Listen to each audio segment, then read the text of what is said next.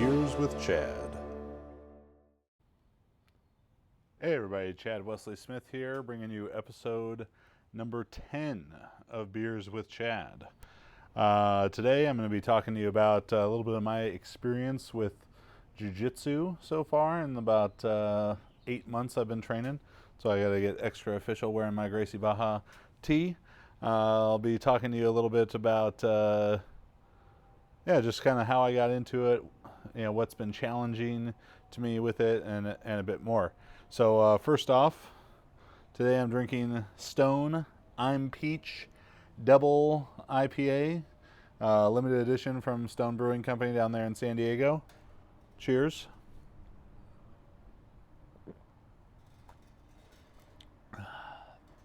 That is very good.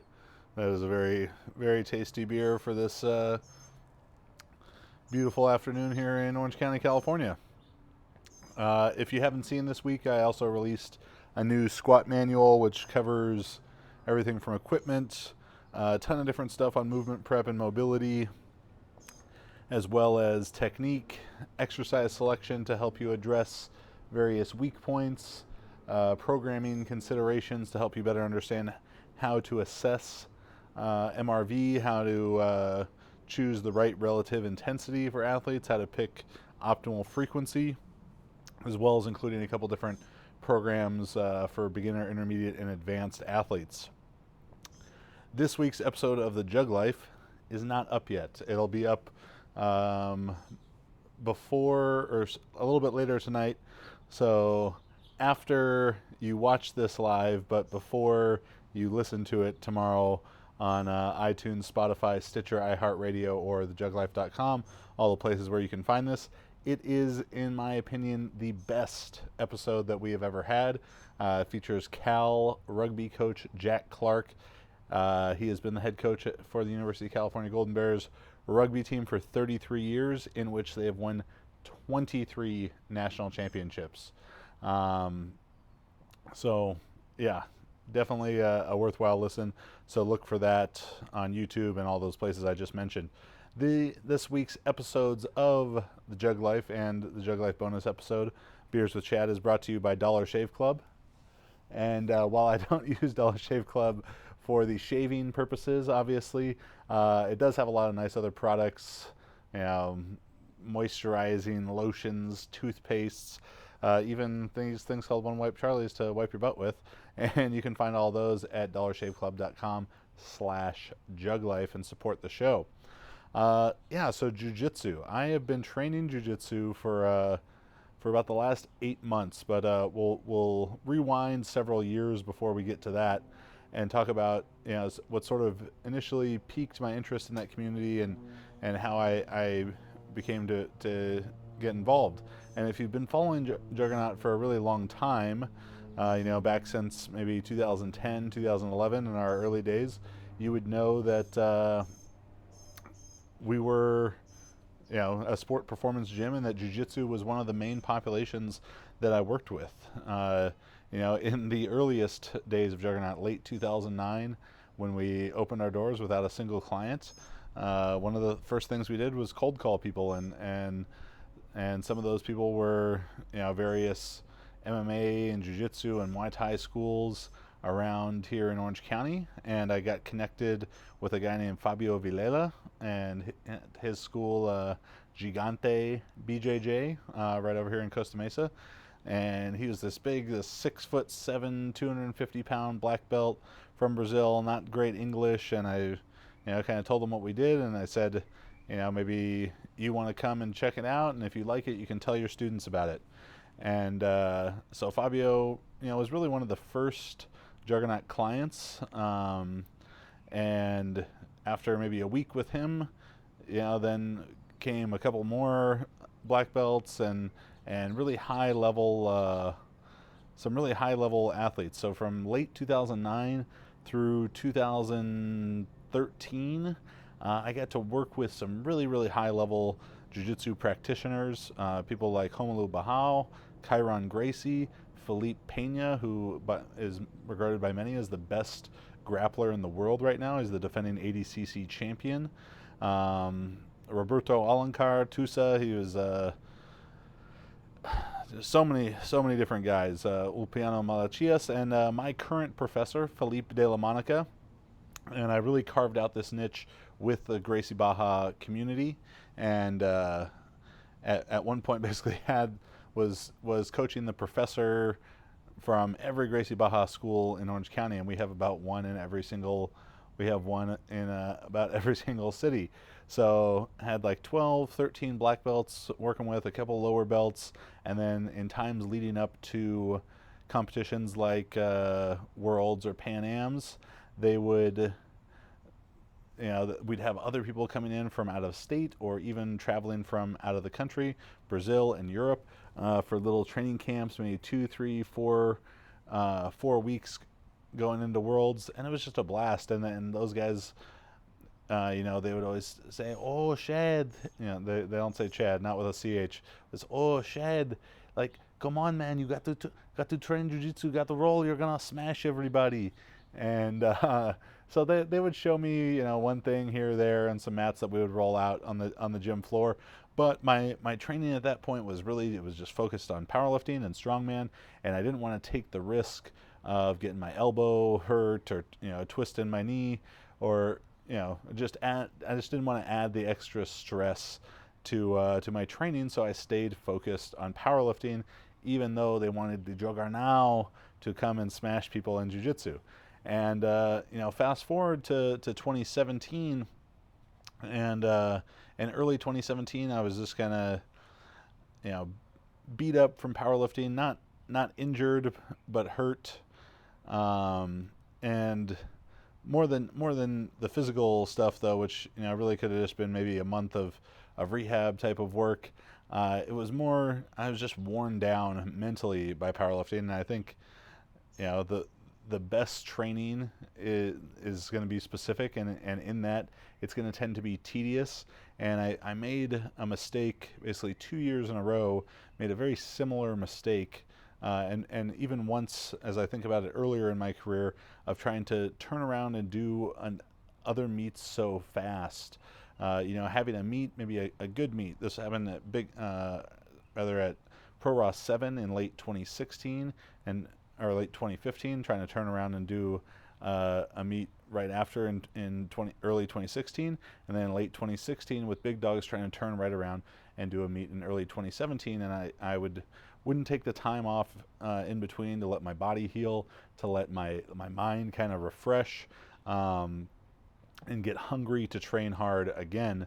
So what happened there is I was run down physically, was run down mentally, and just kind of became disillusioned with it. I was also very, very busy, doing all the Juggernaut stuff and kind of stressed out with that. So between being busy with work and sort of disillusioned with hard training, and particularly powerlifting at the time, I took, probably from about February 2017 through August, or maybe through July into August, was training 1 or 2 times a week, several times without training at all. I think I went 3 weeks without training a single time, and I was just ready for a change. I was ready to be a bit more athletic again, to just have fun with what I was doing, and I wanted a new challenge for that.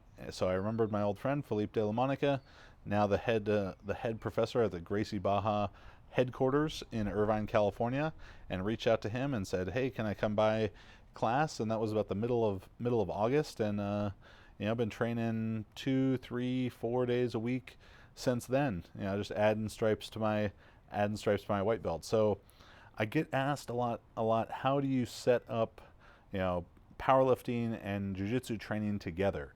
And that's really not what I've been doing. I haven't been trying to train for both together.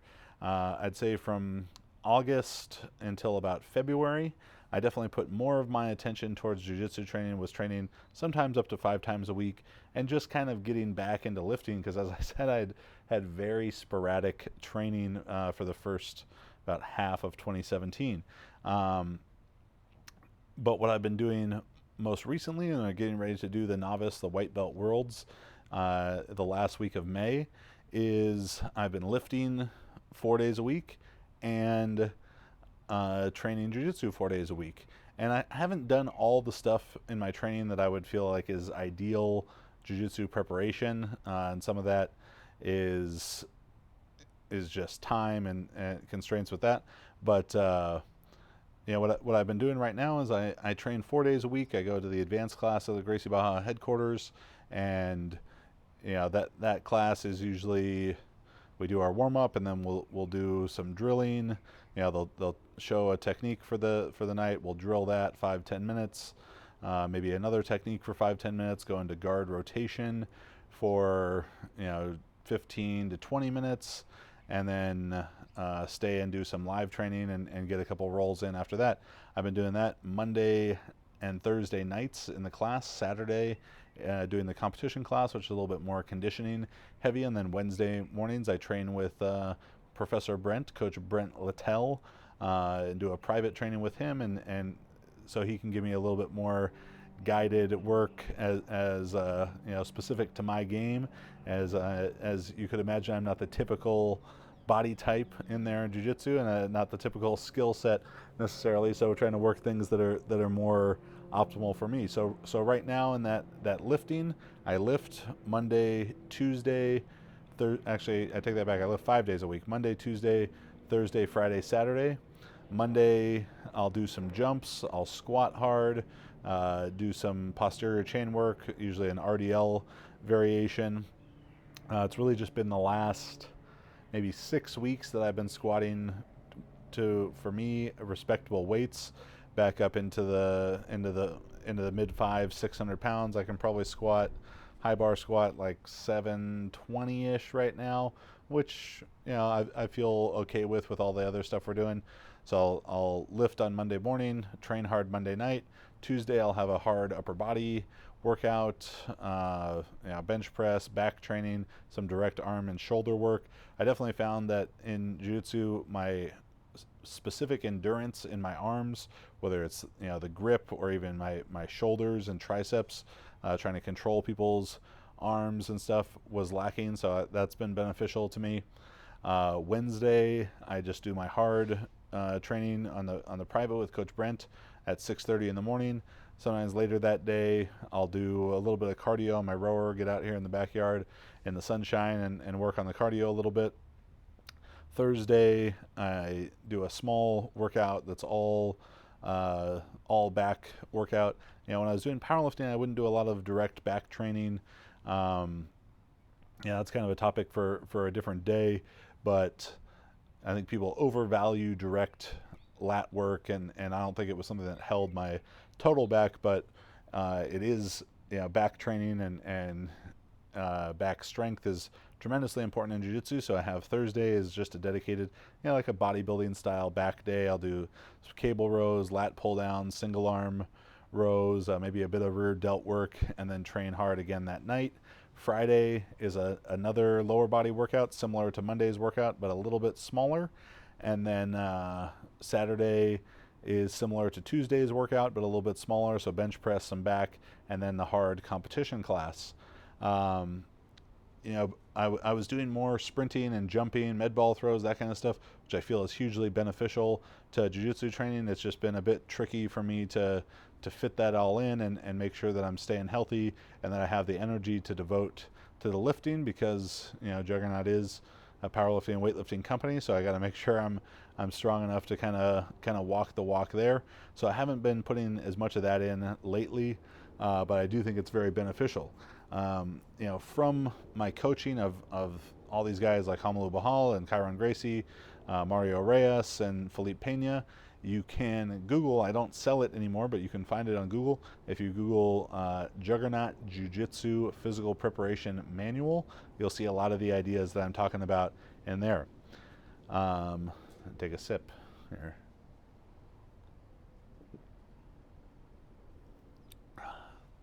That's a nice looking beer right there. And jiu-jitsu has been such a unique challenge for me. Early in Juggernaut, I was still throwing the shot put. I had started doing track and field when I was 8 years old and did that until I was 23, right before my 24th birthday was my last meet. then I made a very smooth transition into powerlifting. Even though I was new to powerlifting, I had lifted very heavy for about a decade at that time. Came in right away, 800-pound squat, 700-pound deadlift, a 1962 total in my first meet, 2165 shortly after that, 905 squat a couple months after that. Very, very rapid progression and success. Then I switched over to strongman. I started strongman in March 2012, St. Patrick's Day. Is that March or April? Whatever day St. Patrick's Day is was my first strongman contest. I started training for it about a week before that, and then right after that, shortly after that, in November 2012, so like 8 months, not even 8 months later, I mean 6 months later, I won nationals and was a pro strongman. Then I came back, I was doing both powerlifting and strongman, but in all of those sports, I had a lot of fast success, and it had been a long time since I was a beginner in something, and I have truly been that in jiu-jitsu, and there's been a lot of challenges for me. Probably the simplest to ones that have been cardio, trying to get roll after roll. Even the first fundamentals class I did, the warm-up, I was dying. I was just trying to kind of hang on for dear life through that class. My cardio's gotten a lot better, being able to go 3-4, good solid like 6-7 minute rolls with 1 or 2 minutes in between now. The mobility parts of things, some of it is still really tough for me. It's hard for me to get my knees up into my chest, and some external hip rotation stuff that's been really challenging, and just the movement patterns in jiu-jitsu are things that I haven't done in a long time. When I was throwing the shot put, I had this huge rotational power, and that would really come in handy for jiu-jitsu now, but it's something, I stopped throwing the shot put in 2009, and in the last 9 years I'd lost quite a bit of that, so that's been a change in just these deep flexion positions, rotation, a lot of new movement patterns. It's certainly been a challenge to put my ego aside and stuff, and be a sponge learning, to get beat by more experienced guys who are way smaller than me, particularly the times that I get to roll with Professor Philippe. And I know Philippe watches Beers with Chad, so maybe he's watching right now. What's up, Furao? And Professor Philippe is maybe 175 pounds, but he's so specially strong, special strength for jiu-jitsu, and his ability to manipulate his technique into having these perfect leverages, and just the experience of doing these moves so many times, it makes him feel like he's twice as strong as I am, and that I can never make a right decision. I figure wherever I put my hand is wrong, and he's going to tap me out from there. But so that's been a challenge. But something that's been a great takeaway from it is this idea of process orientation. And if you listen to the Jug Life, you've heard Max and I talk about that. And being process oriented is being focused essentially on the steps to achieve something, rather than just the goal that you're trying to achieve. And where it really started to connect for me in jiu-jitsu is as I would train with my coach, Professor Brent Littell, and we'd work a lot of side control escapes. So I'm on the bottom, Professor Brent is in side control on me, and I have to recover guard from there. And when we first started doing it, I would get so panicked when someone would get into side control on me. All I'd be thinking about is get out of side control. Just whatever you have to do, just get out of this. And I would rush, and I wouldn't recover. I wouldn't recover guard. I wouldn't escape from there. And it wasn't until Professor Brent could really break down these kind of foundational steps of it for me, of getting my frames in, and then creating space to get my knee in, so getting my hips away, getting my bottom knee across, from there being able to push them away and create space so I could finally recover my guard. That idea really connected with me about weightlifting, about powerlifting, and how we work with our athletes at Juggernaut. That so many people, they say, "Oh, I want to improve my squat, or I want to improve my my snatch, I want to snatch better, is very similar to the idea of I have to get out of side control. I have to escape this. If all I thought about was the end result, if all I think about is trying to escape, I'm never going to achieve the first step that's necessary in doing that. So being able to think about how can I best achieve that first step, and then the second step, and then the third step, fourth step, and however many steps it really takes, in terms of how many times I might have to try and scoot my hips away and create space, has been extremely beneficial for me in not just improving my jiu-jitsu, which is hopefully happening at this point, but also being able to relate some technique ideas to our weightlifters and powerlifters, whether that's someone who wants to improve their snatch and they need to feel their pressure in their big toe in the start position. They need to be more patient they need to get their lats tighter off the ground. They need to be more patient taking the bar from the floor to the knees. They need to sweep the bar in with their lats to be patient where they meet the hip, and then drive with the elbows high and then pull themselves under. If all they think is I got to snatch better, they might not be able to do all of the steps along the way that are going to make them do that. Are going to make them more successful in that big idea. So that's a little bit about what I've been doing with jiu-jitsu. Really enjoy it. Gracie Baja headquarters in Irvine, California. Like I said, getting ready for the Novice Worlds, White Belt Worlds here the last week of May.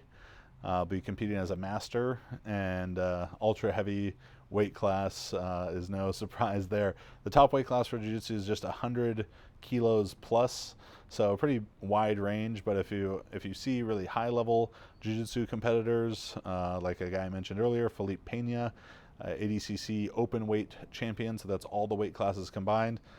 Felipe is maybe 6'2", 195, 200 pounds. Guys like Buchecha is the best ultra heavyweight competitor in the world, and he's probably 6'3", 230, 6'4", 230, and that tends to be the more kind of optimal body type. Is longer limbs, thinner waist, allows for better mobility and all that kind of stuff. A guy that I really like watching is Orlando Sanchez, the Cuban tree stump. He's probably 5'9", 300 pounds. Rose really fast through black belt, super strong guy. I like to watch him as a bit more similar to my body type, so I can take a little bit more from his game. But it's a lot of fun. If you're looking for something to kind of spice up your training and just a new challenge to enjoy, I would highly suggest checking out jiu-jitsu. There's tons of schools everywhere. You can go with the Red Shield, Gracie Baja. I'm sure there's one that's close to you. New little segment I want to add to the Beers with Chad before I get another sip of this delicious Stone I'm Peach limited edition double IPA. Yeah, new thing I'm going to be adding is the thing of the week. All right, and the thing of the week might be a movie, a TV show, podcast, book, music, anything that's really interested me that week, and maybe stuff that I'm listening to or reading or watching. And the thing of the week for this week is the NBA playoffs.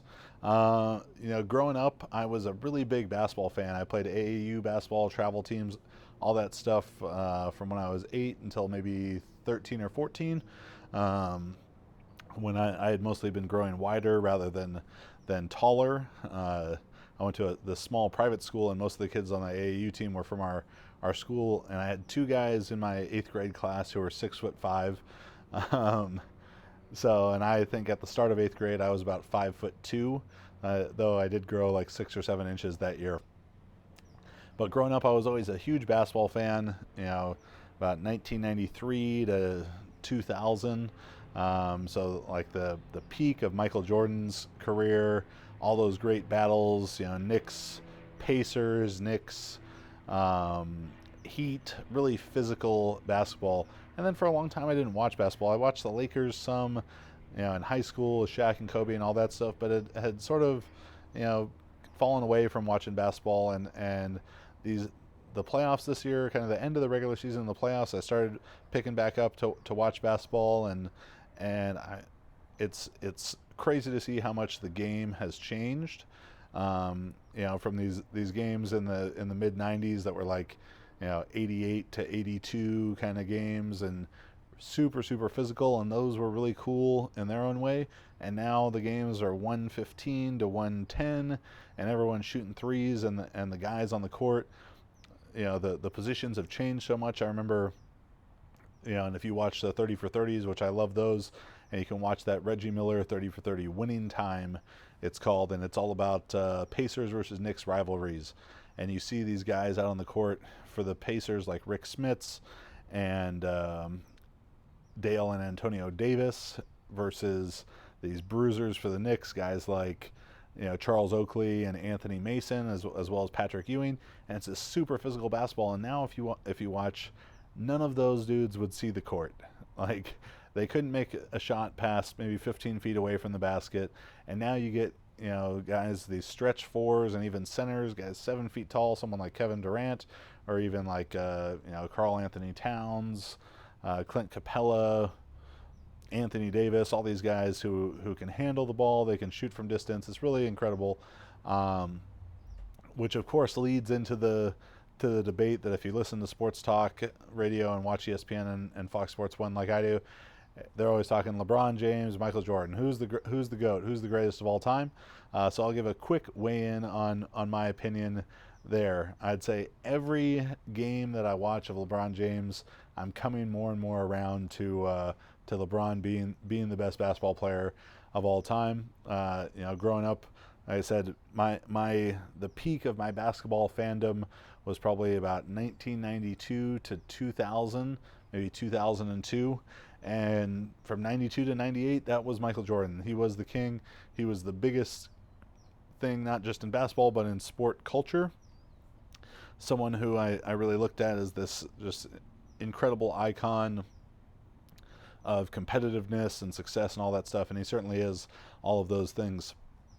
But as I watch the game more and think about it, hopefully with a more critical eye as I get older, there's a couple arguments that I think really go in LeBron's favor. One is something that I was just talking about, the depth of the league, the talent of the players. There's just a lot more really good players now than there were in the mid-90s.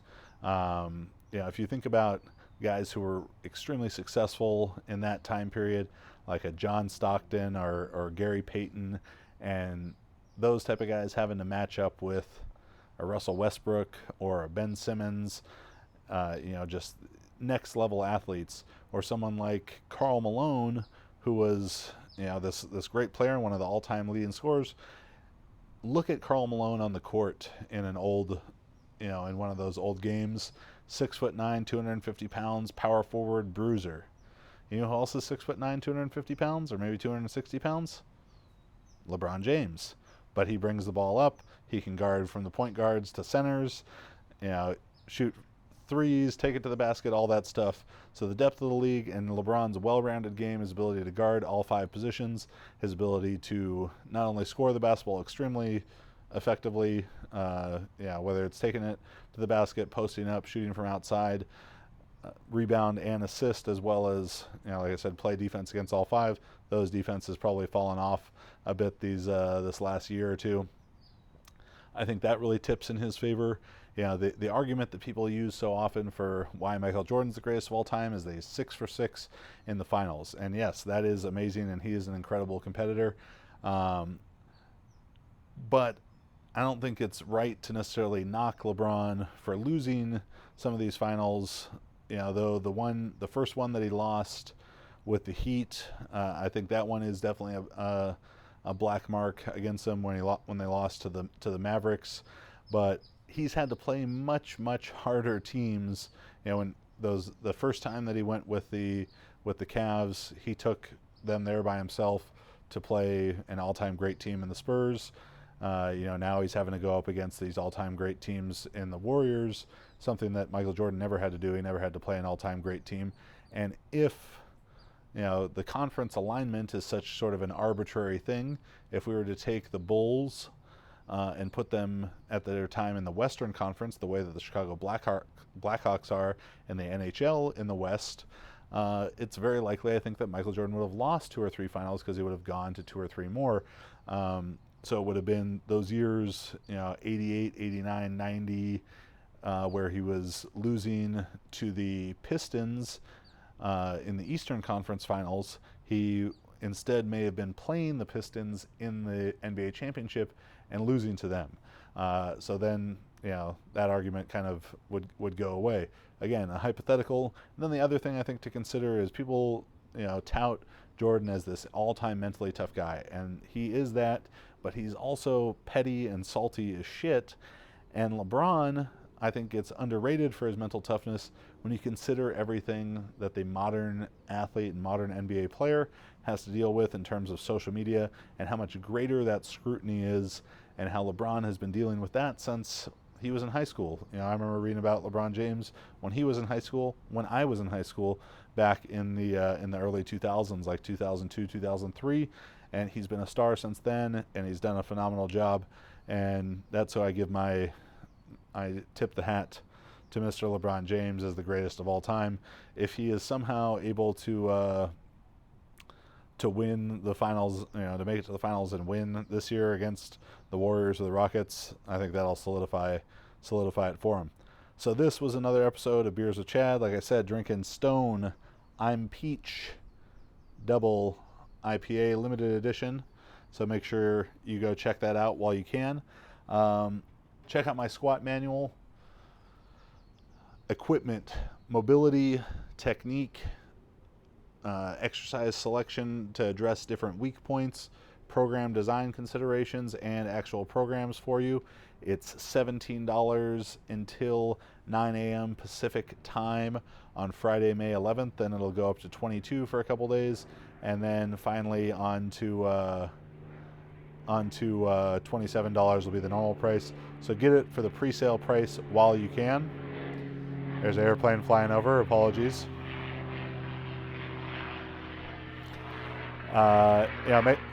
Make sure to check out that squat manual as well as my other books like The Thoughtful Pursuit of Strength, Scientific Principles of Strength Training. Both of those are available in paperback from jtsstrength.com as well as amazon.com. So if you like those books, go on Amazon, give us a 5-star review, write about the books. We really would appreciate that, as well as all other great stuff. Beginner's Guide to Powerlifting, Fuerza, Weightlifting, Technique, Triad. Tons of great stuff at store.jtsstrength.com. This is the Jug Life Podcast. Go on iTunes, give us a 5-star review. You can find us iTunes, Spotify, Stitcher, iHeartRadio, thejuglife.com. We always appreciate the good reviews on iTunes, and it's going to help more people find us. Normally, it's Tuesdays for the normal Jug Life episodes, and then Thursdays, Beers with Chad will come out on iTunes and all those. This week, like I said, our schedule is a little bit thrown off because of the squat manual book and having to get that ready to go. But definitely check out this week's episode of the Jug Life with Mr. Jack Clark, Cal rugby coach. Been the coach for 33 years. They've won 23 national championships in that time. Phenomenal man. Jack Clark is all that is man. Max and I both felt pretty bad about ourselves for not being better people after talking to him, and I don't go in much for the motivation and inspiration, but I was definitely motivated and inspired after walking away from that conversation with Jack Clark. So check that episode out. Subscribe to our YouTube. 3 videos a week. If you're interested in online coaching for powerlifting, weightlifting, super total strongman, or power building, visit juggernautcoaching.com. Upcoming events that I have: I will be in Vancouver, Canada at Dynasty Gym on Sunday, June 10th for a little powerlifting clinic. Then Max and I are headed to Texas to record some Jug Life episodes throughout the Lone Star State, and we will have 2 Jug Life Live events on Friday, June 22nd at Arlington Strength, doing a little squat clinic and then recording an episode. And then on Saturday, June 23rd, we'll be at D-Town CrossFit for a snatch clinic and then record another episode. And both of those events are free, so make sure to check that out. And finally, the Juggernaut Performance Summit is August 19th in Long Island, New York.